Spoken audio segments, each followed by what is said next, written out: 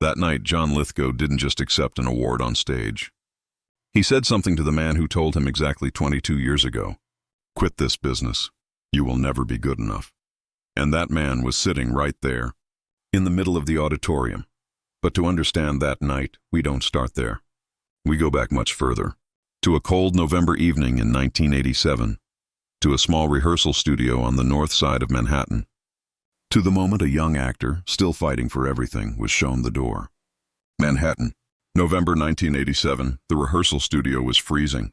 The heating system had broken down again, and the actors were trying to get through their blocking without taking off their coats. John Lithgow was sitting in one of the metal chairs in the corner, going over his script one more time.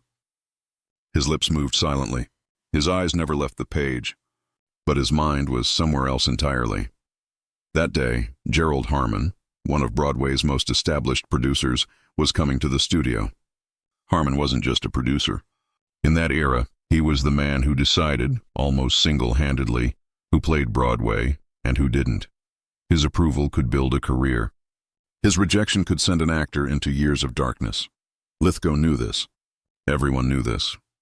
In the other corner of the studio, young assistant Marcy was organizing Harmon's notes. Senior actor Robert Vane was pacing back and forth, cup after cup of coffee in hand. Stage manager Thomas Elliott kept rearranging the set positions over and over, as if nothing would ever fall into place. At exactly 2 o'clock, the door opened. When Gerald Harmon walked in, the room changed. This wasn't an exaggeration. It genuinely changed. The air shifted. Voices cut off. Without realizing it, everyone sat a little straighter, looked a little more carefully. Harmon had that effect. Decades of Broadway experience, the awards he'd won, the productions he'd helmed. They had made him not just a producer, but a figure of authority. And he knew exactly how to wield that authority. The rehearsal began. When Lithgow stepped onto the stage, the first 5 minutes were solid. His voice was controlled, his movements precise, his lines memorized. But then Harmon closed his notepad, and that small gesture dropped something into the stomach of everyone in that studio. A producer who closes his notepad is either deeply impressed or completely unmoved. Harmon was the latter. "Stop," he said. His voice was flat, emotionless. It had the sharpness of a theater critic's pen. "Lithgow, is it?" John turned toward the stage. "Yes. How many years have you been in this business?" 6 years, Harmon tilted his head. He took off his glasses and set them on the table. This gesture was a signal that he was about to say something, and everyone in the room knew it wasn't going to be good. 6 years, he repeated. "And still only this." He paused. He didn't finish the sentence. He didn't need to, because the contempt packed into those words, "only this," was sufficient on its own. Lithgow said nothing. "Let me tell you something," said Harmon without standing up. "Broadway has a certain energy. Either you carry it or you don't. For those who don't, this stage is merciless. The stage destroys you, not the other way around." He picked up a paper from the table. "I don't want to see you in this production, and I won't be recommending you for other projects either." And that was it. The studio was frozen. Nobody spoke. Nobody challenged Harmon. Because in that era, challenging Gerald Harmon meant ending your career. Stage manager Thomas Elliott stared at the floor. Assistant Marcy kept taking notes as if nothing had happened. Robert Vane looked into his cold coffee, and Lithgow walked out the door. Outside, he sat in the small park across the street. He sat for a long time. There was wind and it was cold, but he didn't feel it. He buried his hands in his jacket pockets and waited for hours. He didn't even know what he was waiting for. Maybe for someone to come out and say Harmon was wrong. Maybe to hear something inside his own voice. Maybe to completely fall apart and cry. But none of it happened. There was only cold and silence. Walking home that night, he had one thought. One man. A single man, and it felt as if every door had closed at the same moment. People usually imagine moments of collapse all wrong. They expect a dramatic breakdown. Tears, broken objects, loud crying. But real collapse isn't like that. Real collapse is silent. It's like not recognizing yourself in the mirror in the morning. It's like your footsteps slowing down on the way to a rehearsal studio. It's like your mind constantly repeating that voice whenever you're reading a new role. Broadway has a certain energy. Either you carry it or you don't. For the 6 months that followed, Lithgow thought about that sentence every single day. He thought about it while sleeping, while walking on stage. When he was rejected for a role, sometimes he'd wake up at 3 in the morning, staring at the ceiling, and the voice would come back. For those who don't, this stage is merciless. And the strange thing was, Harmon's words had touched something inside him. That vulnerability, that question of what if I really am not good enough, that dark corner that all of us keep hidden somewhere. But right at that point, something happened. It was a very small thing, a moment that seemed insignificant. But Lithgow would return to it again and again over the years. He was rehearsing for a small off-Broadway production. No budget, few spectators, the kind of show nobody cared about. The stage manager was a young woman named Claire Weston. In the middle of rehearsal, she stopped and looked at Lithgow. "One moment," she said. "Do that again." Exactly the same. Lithgow was surprised. "Do what?" That pause, that moment in the middle of the line. "There's something there. Did you notice it?" He hadn't noticed. But Weston saw it. That tiny, imperceptible pause. And that look, the look of a director who has genuinely seen something in an actor, made something crack open inside Lithgow. Harmon's voice grew a little quieter. Just a little. But it grew quieter. In the years that followed, Lithgow built himself stage by stage, role by role. Small productions, experimental theaters, little stages nobody knew about. But he stepped onto each one with the same discipline. He prepared every role with the same meticulousness. And slowly, very slowly but surely, something began to change. His name started being mentioned. In small circles at first, then larger ones. In 1988, a role in an off-Broadway play brought him face-to-face with serious critics for the first time. His transition to television in 1990 introduced him to a different audience. And the doors of Broadway, the doors Gerald Harmon had supposedly closed, began opening one by one. But he never forgot Harmon. Not once. This wasn't about resentment. It was something more complicated. The memory of that night had become a kind of fuel for Lithgow. Harmon's "you will never be good enough" look came back to him every time he struggled. And every time he asked himself the same question. Not yet? Every passing year, the answer became clearer. Years passed. Decades passed. Lithgow won 3 Emmy Awards in television. He received multiple Tony nominations in theater. In film, he displayed a remarkable range. From deep dramatic roles to comic characters, from villains to fatherly figures. His career expanded even as it deepened. Each new role gave meaning to the one before. Gerald Harmon also remained active. As one of Broadway's oldest and most influential producers, he helmed dozens of productions. His name retained its weight in the industry. But over time, something had shifted. As the names he'd worked with grew bigger, his past decisions came under increasing scrutiny. And the name of the actor he had dismissed from a studio back in 1987 grew a little larger with every passing year. Harmon was aware of the inevitable. His circle brought it up from time to time. At a dinner one evening, a colleague had asked with a laugh, "Gerald, weren't you the one who rejected Lithgow back in the day?" Harmon had raised his glass and brushed it off. But the question had lodged itself inside him. By 2009, Lithgow had accumulated 5 Tony nominations. He had won awards, but that night was different. That night at the 63rd Tony Awards, he was a finalist for Best Actor in a Play, and the role he had performed was being hailed as the deepest and most personal work of his career. On the morning of the ceremony, Lithgow sat alone in his hotel room in the early hours. This was an old habit. Before every big night, he would spend some time alone. He wouldn't fill his mind with anything. He would just sit. That morning, 1987 came to him. That cold studio. Harmon's closing notepad. The park outside. The moment he buried his hands in his pockets, and for the first time in years, recalling that memory, he felt something that wasn't anger. Something that almost resembled gratitude.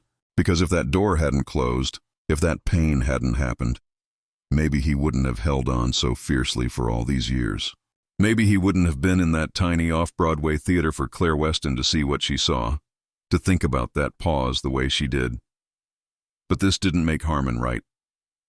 No, not at all. At 2 in the afternoon, he received a message. The organization team was sending out seating information, and attached was the guest list. As Lithgow read through the message, he stopped at one name, Gerald Harmon. He would be there. Fifth row, center of the auditorium. Lithgow slowly placed the phone on the table. He stared at it for a long moment. Then he stood up, walked to the mirror, and looked at himself. That night, he knew what he was going to say. He had known for a long time, actually. He had just been waiting for the right moment. Outside Radio City Music Hall, photographers were gathering. The red carpet was gleaming. Broadway's biggest names were filing in one by one. The air was slightly cool but clear. That distinctly New York June evening. When Lithgow stepped out of the limousine and saw the crowd, he laughed softly. What would a younger version of himself have felt facing this crowd? That 1987 version? That young man sitting on a park bench with his hands in his pockets? Could he have imagined this night? He went inside, greeted people, smiled, talked, but his mind kept returning to the same place, fifth row. He took his seat before making eye contact with Harmon, looked at his program, looked at the stage, made brief small talk with colleagues nearby. Everything was normal. Everything was in its place. Then slowly he turned his head. Gerald Harmon was there. The years had changed him, of course. His hair had gone fully white.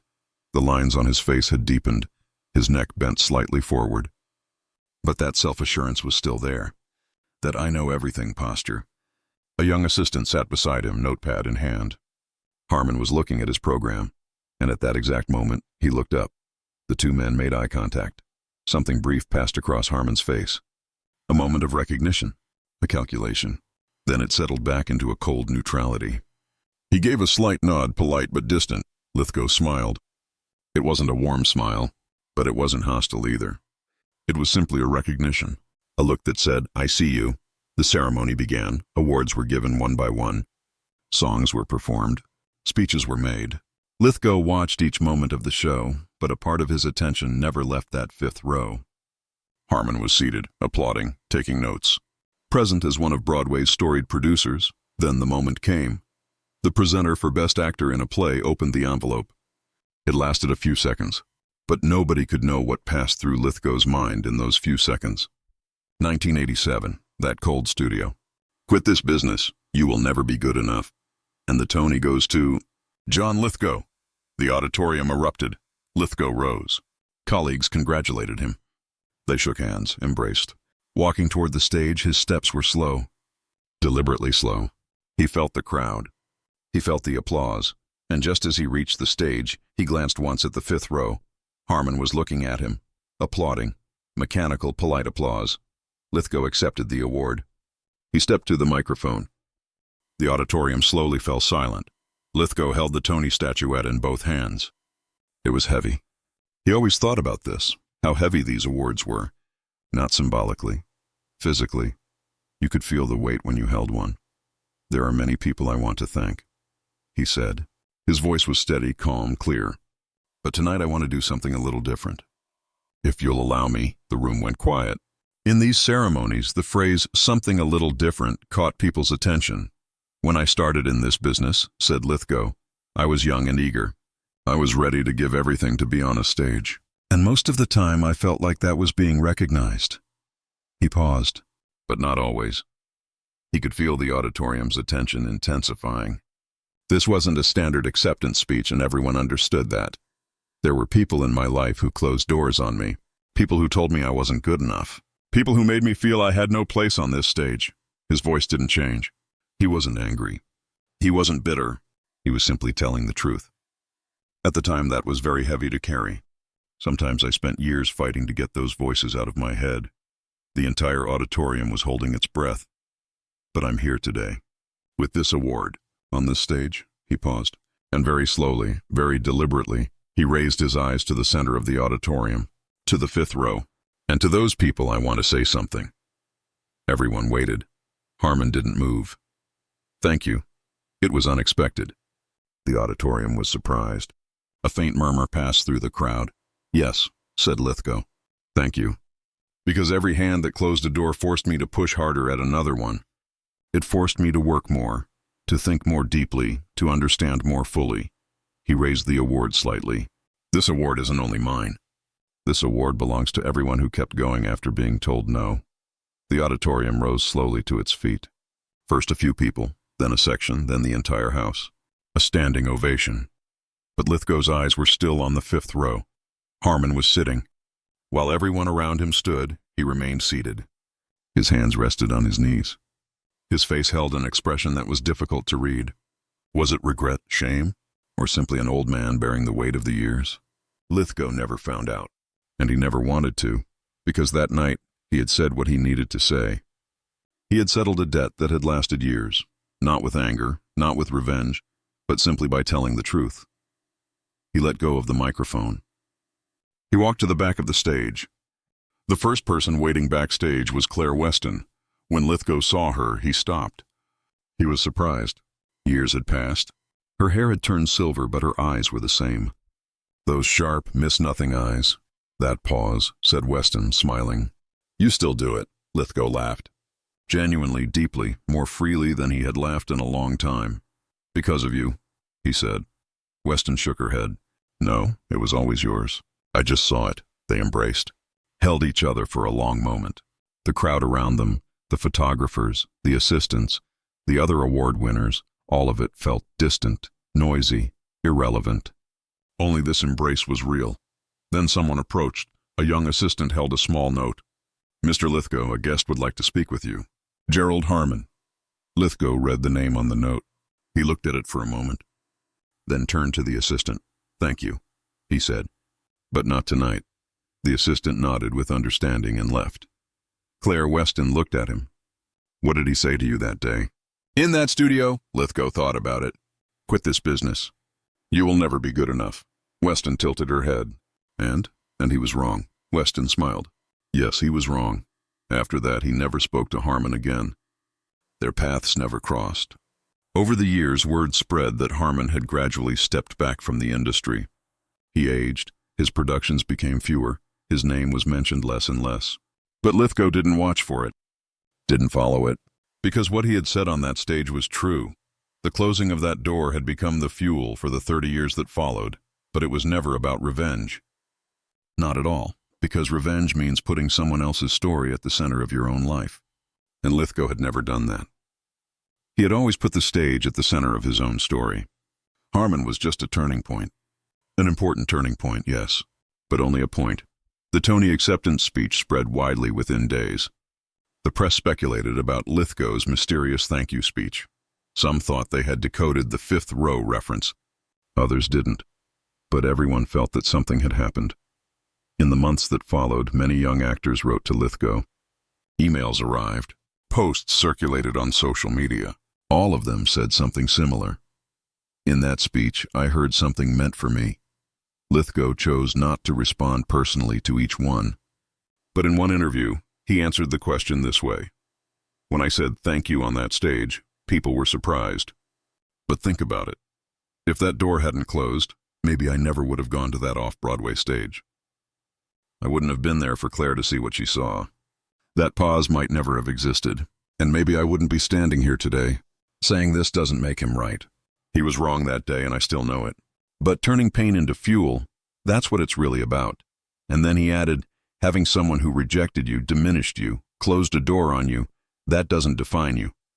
What defines you is what you did after you walked out that door. This line was shared thousands of times, quoted, discussed, in lecture halls, but the man who said those words, after embracing Claire, backstage that night, stepped into a limousine and dissolved into the New York night. He placed the award on the seat beside him. He looked at the lights of the city, 22 years earlier, in that cold park, hands buried in his pockets, waiting for something to end or begin. That man was here now, and there was no longer anything to wait for, because everything had already begun a long time ago. He just hadn't been able to see it then.